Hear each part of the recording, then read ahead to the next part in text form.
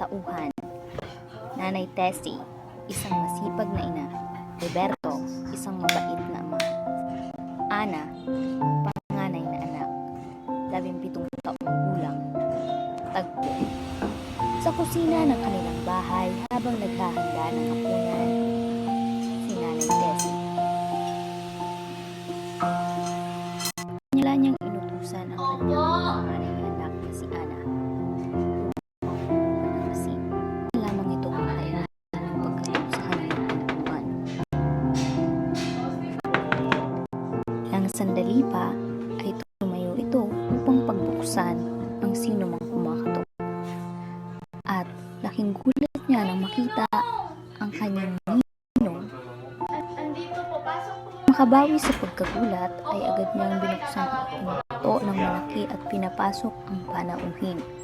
Ito ay kaniyang inimbitahan sa sala upang maupo at tawagin niya ang kanyang mga magulang sa kwarto.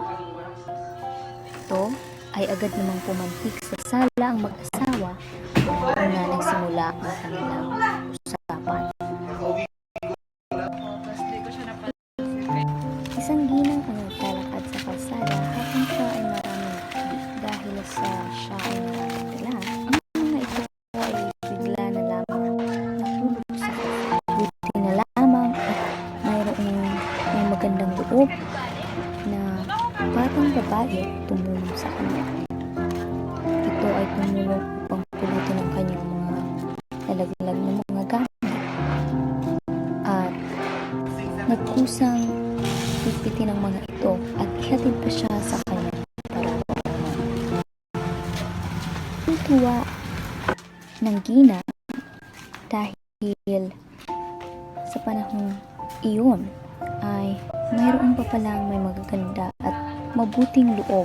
Parating sila sa kanilang tahanan ay inimbitahan niya ang batang babaeng tumulong sa kanya. Pinigyan niya ito ng inumin at siya ay nagpasalamat. Nag-abot din siya sana ng pera bilang kabayaran sa ginawa nitong kabutihan sa kanya, ngunit ito ay tumanggi naman.